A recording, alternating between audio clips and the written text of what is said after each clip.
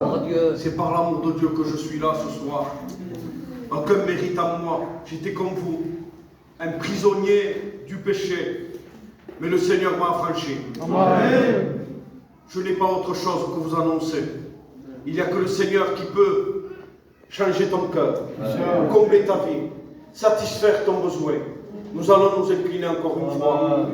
Nous allons prier avec le Seigneur. Nous allons prier avec le pasteur.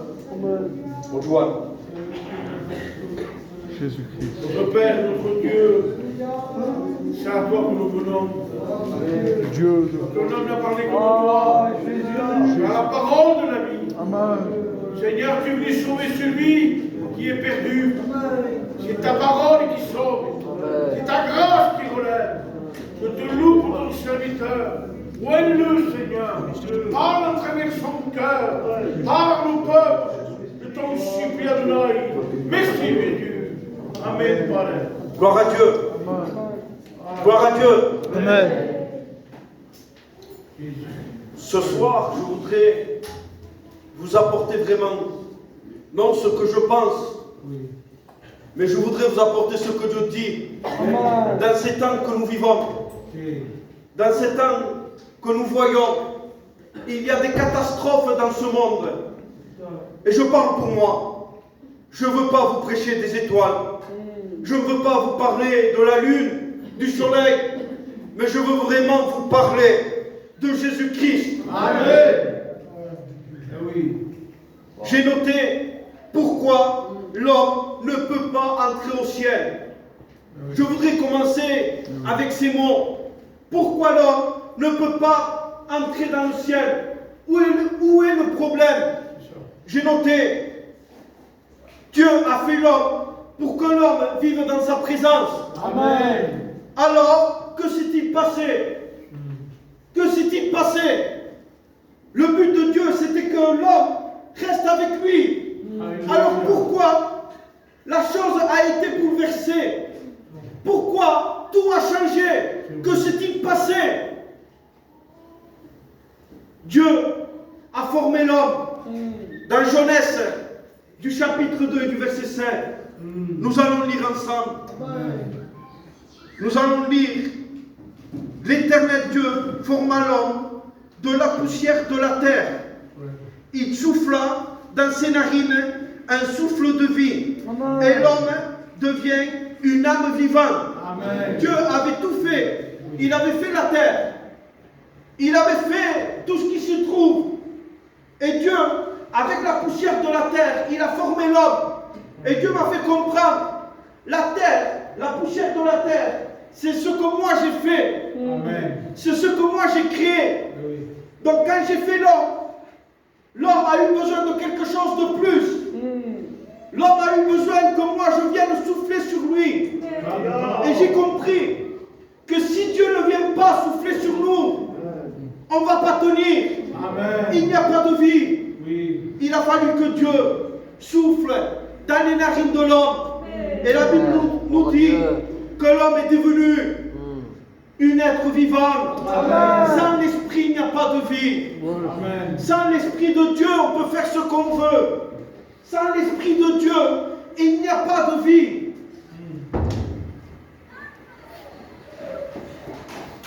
Pour le moment, l'homme était là. Tout allait bien.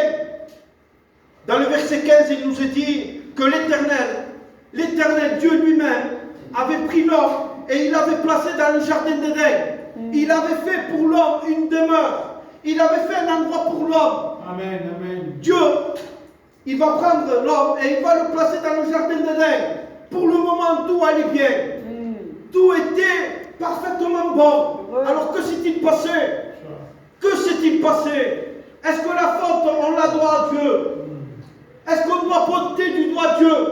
Regardez, plus loin, il nous est dit, l'Éternel Dieu donna cet ordre à l'homme: tu pourras manger de tous les arbres, mais tu n'en mangeras pas de l'arbre de la connaissance du bien et du mal, car le jour où tu en mangeras, tu mourras certainement. Dieu avait recommandé sévèrement que l'homme devait manger de tous les arbres, mais sauf un, excepté un, l'arbre de la connaissance du bien et du mal. Oui, amen. Le commandement était celui-là. Mange tout ce que tu veux, mais pas celui-là. Le problème, ce n'est pas Dieu. Amen. Le problème, c'est l'homme. Amen. Dans le verset 3, dans le chapitre 3, il est dit, nous allons le prendre ensemble, c'est Genèse 3, et du verset 1, Amen. nous allons le lire ensemble. Amen. Le serpent était le plus rusé de tous les animaux des champs que l'Éternel Dieu avait fait. Il dit à la femme, Dieu a-t-il réellement dit, vous ne mangerez pas de tous les arbres du jardin? La femme répondit, nous mangeons du fruit des arbres du jardin. Mais quand au fruit de l'arbre qui est au milieu du jardin, Dieu a dit, vous n'en mangerez pas, et vous n'y toucherez pas, de peur que vous mouriez. Alors le serpent dit, écoutez, il dit à la femme, vous ne mourrez pas. Vous ne mourrez pas. Il est en train d'arranger ce que Dieu veut. Il est en train de vouloir arranger ce que Dieu avait dit. Quand je dis arranger, c'est-à-dire, il est en train de trafiquer, disons. Oui. C'est le mot. Il est en train de trafiquer ce que Dieu avait dit au commencement. Il est en train de tromper la femme. Et la femme, la Bible nous dit, dans le verset 6, la femme vit que l'arbre était bon à manger et agréable à la vue, et qu'il était précieux pour ouvrir l'intelligence. Que Dieu nous garde. Amen. Jésus. Que Dieu nous garde de vouloir grandir dans l'intelligence. L'évangile, ce n'est pas une affaire de l'intelligence. L'évangile, c'est une affaire de cœur. Amen. Elle voulait plus de l'intelligence. Qu'est-ce qu'elle a fait? Elle prit de son fruit et en mangea. Elle en donna aussi à son mari, qui était auprès d'elle, et il en mangea. C'est l'homme, j'ai noté, l'homme, c'est lui. L'homme a ouvert une porte à Satan. Ce n'est pas Dieu. Dieu avait fait tout à la perfection. Amen. Mais à cause que l'homme a écouté le conseil, il s'est laissé emporter et il a mangé le fruit. Il a désobéi. C'est l'homme, j'ai noté, regardez. L'homme a désobéi à Dieu et il a ouvert une porte à Satan.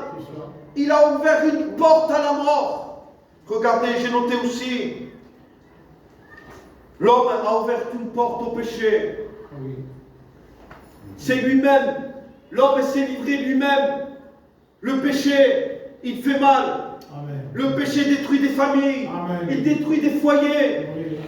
J'ai noté. Adam, qu'est-ce qu'il a fait de mal? Il a mangé un fruit. Est-ce que le mal vient de là? Le mal vient que Adam n'a pas écouté ce que Dieu voulait. Amen. Le mot de Dieu, ce n'est pas l'acte qu'il a fait, mais c'est qu'il a désobéi à Dieu. Adam a désobéi à Dieu. Dieu lui avait donné un commandement et Adam ne l'a pas écouté. Laisse-moi te dire, le plus important pour Dieu, ce n'est pas ce que tu fais, c'est ce que tu es. C'est que tu refuses la voie de Dieu. Amen. Dieu veut te sauver. Dieu, il t'appelle et tu es en train de refuser la main de Dieu, l'appel de Dieu. Pour cela seulement, tu seras perdu. Tu seras condamné. Oui. C'est parce qu'il a désobéi. C'est parce qu'il n'a pas écouté la voix de Dieu. Dieu l'a chassé du jardin. C'est-à-dire que si tu désobéis à Dieu pour obéir à Satan, Dieu est en train de t'appeler au salut. Dieu est en train de t'appeler à te sauver. Amen. Si tu refuses l'appel de Dieu, cela seulement fait de toi perdu. Donc pendant tout ce temps que Adam a péché, que Dieu a chassé Adam du jardin, pendant tout ce temps, il y avait le péché qui régnait. Il faisait des ravages. Il détruisait des vies. Le péché était là constamment. Joanne, le péché durait. Le péché était là. Mais il fallait trouver une solution. Amen. Il fallait trouver quelque chose. Donc que s'est-il passé? Donc les hommes, à l'Ancien Testament, ils étaient obligés de faire des sacrifices. Ils étaient obligés de prendre des animaux, de les offrir en sacrifice pour couvrir le péché. Donc c'était comme ça. Quand quelqu'un venait à pécher, la Bible nous dit que cet homme fallait qu'il prenne. J'ai noté, il y avait des bœufs, des brebis, il y avait toutes sortes de classes de sacrifices. Donc quand un homme venait à pécher, il prenait un animal, il offrait un sacrifice, et voilà, et c'était bon pour lui. Mais cela n'était pas suffisant. Offrir des sacrifices n'était pas suffisant. Vous savez pourquoi? Parce que le sacrifice de l'Ancien Testament était là seulement pour couvrir les péchés. Était là pour couvrir les péchés, les fautes que l'homme venait à faire. Mais il fallait quelque chose de plus. Il fallait quelque chose qui vienne non seulement pour pardonner les péchés, mais il fallait quelque chose qui vienne pour pardonner le pécheur. Amen. L'Ancien Testament servait que les péchés soient pardonnés. Mais Jésus est venu. Alléluia. Non seulement les péchés, les fautes. Jésus est venu pour pardonner les pécheurs. Amen. Il ne pardonne pas seulement ce que tu as fait.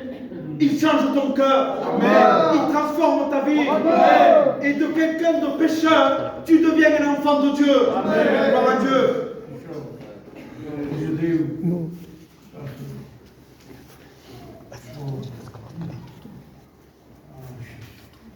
J'ai noté que ces hommes étaient là, comme je vous ai expliqué, pour cacher le péché. Mais il y a un moment donné dans la Bible, cela se trouve dans Jean 1, 29. Jésus, à un moment donné, va s'approcher du Jourdain, où il y avait Jean le Baptiste qui baptisait.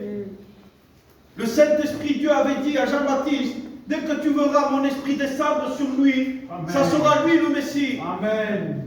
Donc, Jean-Baptiste était en train de baptiser. Dès que Jésus se présentait, la Bible nous dit que Jean-Baptiste va dire, Jean-Baptiste va proclamer, voici l'agneau, l'agneau qui ôte le péché du monde. Jésus est venu pour ôter le péché de l'humanité. Amen. Si autrefois on était là pour couvrir le péché, Jésus est venu pour l'ôter. Amen. Gloire à Dieu. La gloire au Jésus. La gloire au Jésus. Gloire au Seigneur Jésus. Amen. L'agneau de Dieu, il est au moment de Moïse où le peuple devait sortir, et que Pharaon ne voulait pas, voulait les garder avec lui. Dieu avait envoyé la mort dans chaque maison pour faire mourir les enfants. Mais Dieu avait donné cet ordre aux enfants d'Israël. Amen. Oui. Prenez un agneau. Alléluia. Prenez un agneau. Offrez-moi-le. Prenez du sang. Mettez-le au linteau des porcs. Et si vous mangez l'agneau, si vous mettez du sang au linteau des porcs, la mort n'entrera pas chez vous. Amen. Mais j'ai noté, je l'ai reçu il y a un moment, l'agneau, on ne le mangeait pas n'importe comment. Alléluia. Il fallait le rôtir au feu. Dieu dit, si vous voulez que l'agneau garde son efficacité, si vous voulez que le sang garde son efficacité et que la mort passe outre, vous ne le mangerez pas demi-cuit. Vous ne le mangerez pas bouilli dans l'eau, mais vous le mangerez rôti au feu. J'ai cherché, Dieu m'a éclairé. À demi-cuit, c'est de vouloir un évangile à demi. Un évangile, un pas dans l'église et un pas dans le monde. Bouilli dans l'eau. Si vous prenez une viande que vous la mettez dans l'eau, elle devient tendre. C'est-à-dire, vous n'allez pas vous nourrir de l'évangile tendre, de l'évangile agréable que tout vous va bien. Mais vous allez vous nourrir de l'évangile de feu. Rôti au feu, c'est-à-dire un évangile rôti au feu. Un évangile de feu où rien ne peut passer. Où le feu du Saint-Esprit est là. Il consume tout. Amen, Seigneur. Et la mort a passé. La mort n'est pas rentrée. Ils ont mis le sang au linteau des porcs. Laisse-moi te dire, tu as besoin Tu as besoin de mettre le sang dans ton cœur. Pour que la mort passe outre, il faut le sang de Jésus. Amen. Sans le sang de Jésus, tu ne peux pas. Ils se sont nourris de l'agneau, c'était au-dedans. Mais le sang était là aussi pour que la mort ne rentre pas. Quand il y a le péché, il n'y a pas le sang de Jésus. Comme Dieu a dit, vous mourrez certainement. Quand il n'y a pas le sang, qu'il n'y a pas l'agneau, qu'il n'y a pas Jésus, la mort du péché vient sur toi. C'est vrai, Seigneur. Jésus. Il est l'agneau Ah, qu'il s'est offert lui-même. Amen. On ne lui a pas ôté la vie à Jésus. On ne l'a pas forcé à porter cette croix. C'est vrai. À un moment donné, Jésus il était crucifié à la croix pour toi qui vis dans le péché. Nous avons vu que le seul moyen, c'est Jésus, il est l'agneau. Il est venu pour ôter le péché. Il est venu pour te sauver, nous l'avons vu. Mais à un moment donné, il était à la croix. Des passants étaient là, en train de lui dire, sauve-toi, descends de là. Tu as sauvé les autres, mais maintenant tu ne peux pas te sauver. Sauve-toi, descends. Laissez-moi vous dire, je voudrais lui dire la même chose à Jésus.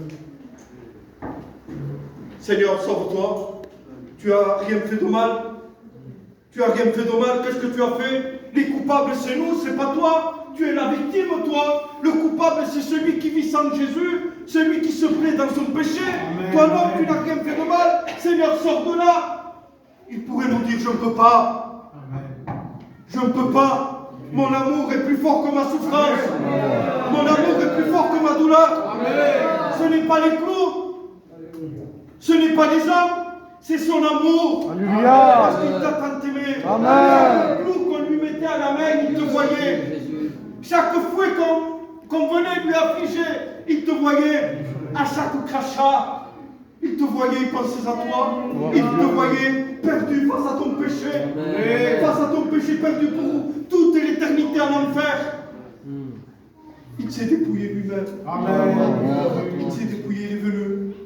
Il a tout donné. Il s'est donné. Amen. Regardez. Il a accepté qu'on le prenne.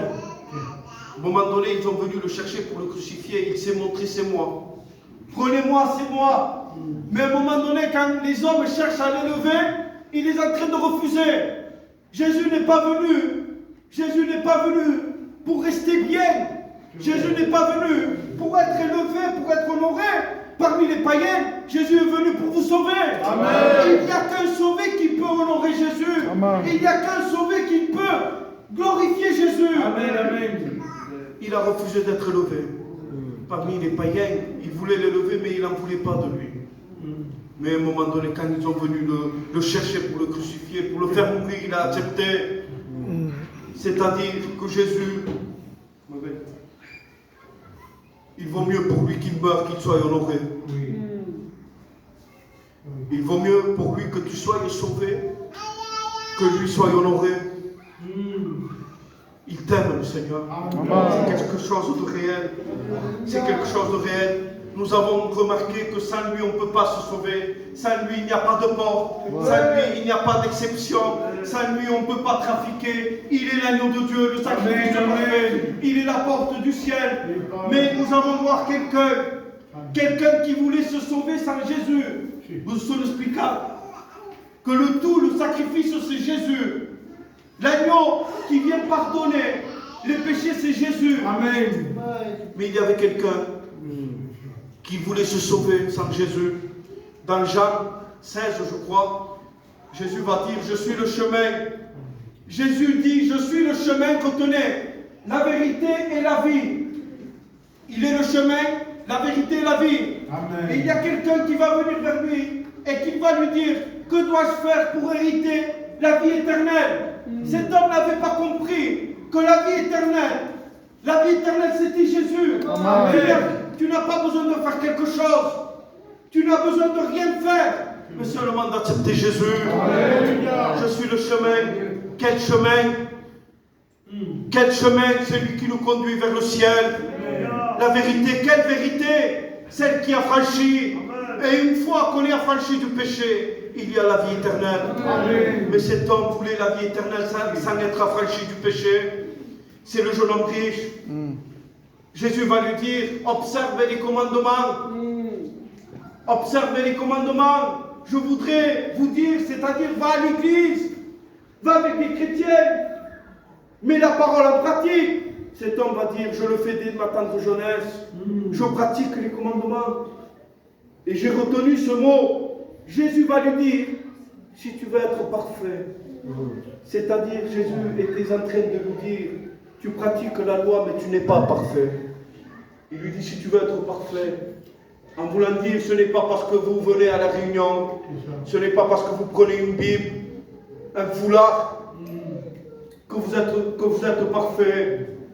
Si tu veux être parfait, va vendre tout ce que tu as, donne-le aux pauvres et puis viens et suis-moi. C'est-à-dire, si tu veux connaître la perfection, tu dois te repentir. Amen. Tu dois renoncer à ce que tu as. La perfection, c'est Jésus. Amen. La vie éternelle, c'est Jésus. Si tu veux me recevoir dans ton cœur, tu dois prendre un choix. C'est ça.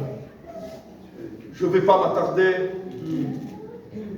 Un autre texte nous dit de Jésus, je suis la porte, nul ne vient au Père que par moi. Il est la porte du ciel, mais il est aussi la porte à ton péché. Il est la porte de secours face à tes liens. Il est la porte de secours face à ta perdition. Amen. Il est la porte à ton problème. Il est cette porte où tu te vois anéanti, qu'il n'y a plus d'espoir. Il est la porte pour échapper à l'enfer. Mais retenez, nul ne vient au Père que par moi. C'est-à-dire, il n'y a pas de ciel sans moi. Il n'y a pas de paradis sans moi. Il y a un autre texte aussi qui nous est dit, le texte que je vous ai lu, quand il dit, je suis le chemin, la vérité et la vie, il dit aussi, nul ne vient au Père que par moi. Amen, amen. Oui. Putain. Ce que vous avez besoin, dès que Jésus va toucher la conscience de cet homme qui va lui dire, oui, tu veux être sauvé, tu veux aller au paradis, tu dois te repentir. Amen. Tu dois renoncer. Cet homme-là a refusé, la Bible nous dit, il a refusé l'appel de Dieu, il a refusé le mot de Dieu. La Bible nous dit que cet homme, il est parti tout triste. Ce soir, ne refuse pas l'appel de Dieu. Amen. Ne refuse pas l'invitation que Dieu te fait. Ne refuse pas les biens que Dieu veut te donner. Ne fais pas comme cet homme. La Bible nous dit qu'il est reparti tout triste. Si tu n'acceptes pas, si tu n'acceptes pas le Seigneur, il y a cette tristesse qui va venir sur toi. Tu as besoin pour être dans la joie de recevoir le Seigneur, de recevoir Jésus. Le Seigneur, quand il part, cet homme, il ne va pas le suivre. Il pouvait le suivre en disant, non, viens, écoute, on va s'arranger, on va chercher un autre moyen. Non, il ne le suit pas. C'est-à-dire que la repentance, le choix, c'est toi qui dois le faire, ce n'est pas lui. Parce que lui, il a tout fait. Il s'est sacrifié, il s'est donné par amour pour toi. Je lui dis, maintenant la repentance est de ton côté. Tu dois changer de camp, mon ami. Tu es dans le mauvais camp. Le camp du diable. Le camp de Satan. Et on dirait que tu es content. On dirait que tu es joyeux. Tu ne sais pas en réalité où tu es. Le Seigneur t'invite avec un amour sincère. Il te dit change de camp. L'ennemi veut te faire du mal, mais moi je veux te faire du bien. Change de camp, mon ami. Viens au camp de Dieu. Amen. La seule chose que tu dois faire, c'est te repentir. J'ai regardé un peu la repentance. Et la repentance, le mot repentance, il est partagé en deux fois. C'est quelque chose qu'on fait que de suite on se repent. C'est une faute qu'on fait et que tout de suite on se repent en disant non, je ne voulais pas le faire, pardon. La repentance c'est ça. C'est cela. Tu dois demander pardon. Amen. Tu dois te repentir en demandant pardon au Seigneur. Parce que c'est toi qui l'as crucifié. C'est toi qui l'as fait mourir sur une croix. C'est ton péché. Amen. Non, ce soir, repens-toi et viens à la croix. Comme je t'ai dit, il est mort à la croix parce qu'il t'a tant aimé. Si tu viens à la croix, il ne va pas te refuser accès. Il va te bénir, il va tout te donner. Il va te pardonner. Il va te délivrer. Il va bénir ton foyer. Amen, amen. Alors, qu'est-ce que tu veux de plus? Je te dis, qu'est-ce que tu veux de plus? Le Seigneur veut te bénir. Amen. On dirait, si Joanne viendrait me donner, c'est une image. C'est une image. Si Joanne viendrait me donner une richesse, de l'argent, et que moi je serais en train de dire non, non, je n'en veux pas. Mais tiens, prends, non, non, je n'en veux pas. Quand Dieu veut donner le salut, que tu es en train de refuser, c'est ce que tu es en train de faire. Amen. Le Seigneur veut te bénir et tu ne veux pas. N'endurcis pas ton cœur. À la croix, il a payé, il a racheté. Il a racheté l'humanité. La Bible nous dit que le Seigneur est apparu pour détruire les œuvres du diable. Il est venu pour détruire les œuvres du diable. Si tu es dans les mains du diable et que tu vis mal, tu vis dans l'angoisse, dans la dépression, si tu fais appel à Jésus, il va détruire tout ce que le diable a fait dans ta vie et il va te bénir. Il nous a rachetés. Il nous a rachetés du péché. Donc ce soir, nous allons nous incliner. Alléluia. Et je voudrais te dire, fais appel à Jésus. Demande-lui pardon. Crie à lui. Crie à lui. Il est venu pour un but, pour te sauver. Il va changer ton foyer. Il va te pardonner. Nous allons nous incliner, nous allons prier avec le pasteur Stéphane. Seigneur, nous voulons t'adorer, Seigneur. Amen. Seigneur, nous voulons